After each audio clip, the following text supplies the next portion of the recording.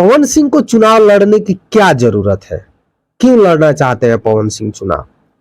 जिस इंसान को ये चीज पता नहीं है कि चुनाव लड़ने के लिए मतलब मुद्दा क्या होना चाहिए मेरे पास, माता गुरु तरा भूमेरु, अर्थात माता इस भूमि से कहीं अधिक भारी होती है।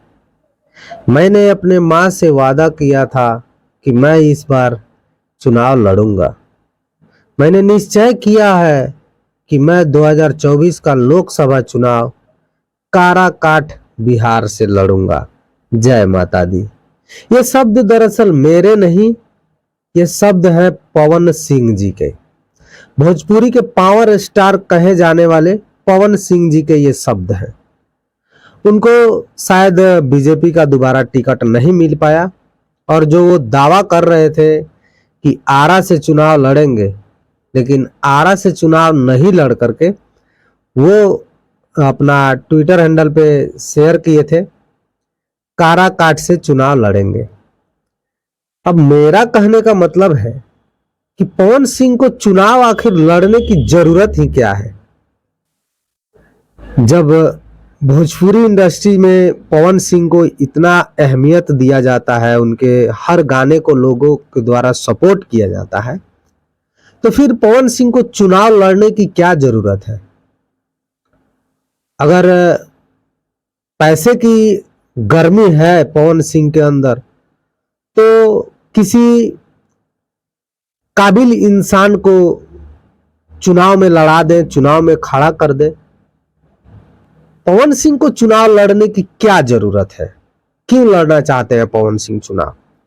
जीत करके वो क्या भला करेंगे? जिस इंसान को ये चीज पता नहीं है कि चुनाव लड़ने के लिए मतलब मुद्दा क्या होना चाहिए मेरे पास, वो इंसान चुनाव लड़ेगा और जीतेगा तो फिर क्या मतलब क्या करेगा? हमारे बिहार के साथ यही होता आ रहा है। जिनको 10 लोग जानने लग गए, 50 लोग जानने लग गए, पूरे बिहार के लोग जानते हैं, उनको चुनाव लड़ना चाहिए। ये मतलब कहाँ का इंसाफ है भाई? अगर आपको लगता है कि चुनाव लड़ना जरूरी है तो अपने से काबिल इंसान को चुनाव लड़ाइए महाराज। दरअसल आप बहुत अच्छे सिंगर हैं, बहुत अच्छे गायक हैं, एक्टिंग भी थोड़ा बहुत मिलाकर आप कर लेते हैं, लेकिन अगर आपको देखा जाए तो नेता के कैटेगरी में आप फिट नहीं बैठते हैं पवन भैया। मेरे बातों को बुरा मत मानिएगा, लेकिन मैं जो बात बोल रहा हूं उसमें फैक्ट है। बिहार के लोगों को आप अच्छी तरह से जानते हैं, लेकिन बिहार की गलियों को आप नहीं जानते हैं। बिहार के रोड के बारे में आपको कुछ मालूम नहीं है।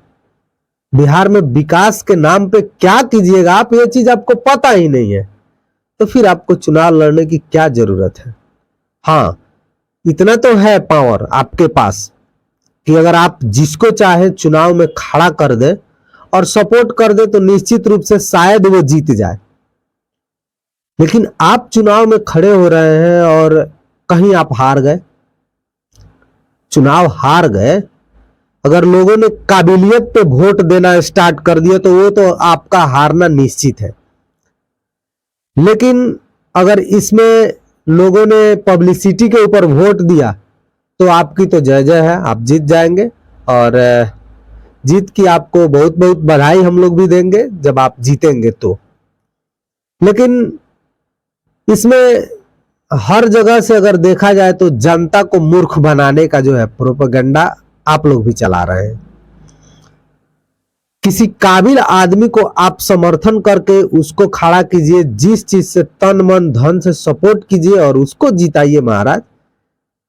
आप बहुत बढ़िया सिंगर हैं, गायक हैं, आपके गाने जो हैं मिलियंस में व्यूज आते हैं, पिक्चर बनाते हैं आप, लेकिन आप चुनाव लड़ रहे हैं, ये कहीं सही नहीं है।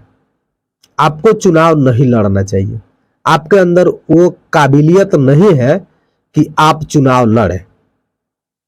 बाकी मैं बता दूं दोस्तों कि पवन सिंह जी ने अपने ट्विटर हैंडल पे शेयर किया है 3 घंटे पहले। मैं 3 घंटे बाद वीडियो बना रहा हूं कि माता गुरु तरा भूमेरु, अर्थात माता इस भूमि से कहीं अधिक भारी होती है। और मैंने अपनी मां से वादा किया था कि मैं इस बार चुनाव लड़ूंगा। मैंने निश्चय किया है कि मैं 2024 का लोकसभा चुनाव काराकाट बिहार से लड़ूंगा। जय माता दी। तो पवन सिंह जी, अगर आप किसी पार्टी के टिकट से लड़ रहे हैं तो आप उसका भी नाम लिख देते वहां पे।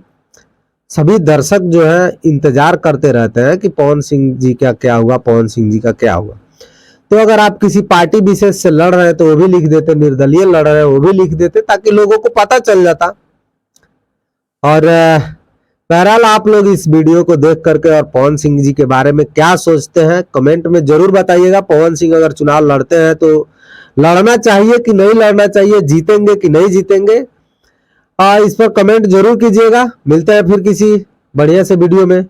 जय हिंद।